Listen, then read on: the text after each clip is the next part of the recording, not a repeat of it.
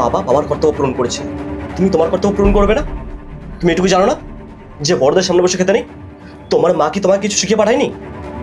আসলে আমি না সকাল থেকে কিছু খাইনি, ব্রেকফাস্ট পর্যন্ত করিনি, তাই খিদে পেয়ে গেছিল, বসে পড়েছিলাম।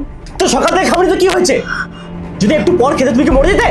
ভাবছি আমার আচ্ছা, আমার বাবার খাওয়া হবে, তারপর তুমি খাবার খাবে, কথাটা যেন মনে থাকে। আরে 5টা লোক দেখলে কি বলবে? সূর্যের বইয়ের মধ্যে কোনো ম্যানার্স নেই, ছোট ছোট জিনিস বুঝতে পারে না, সব বলে দিত আমাকে।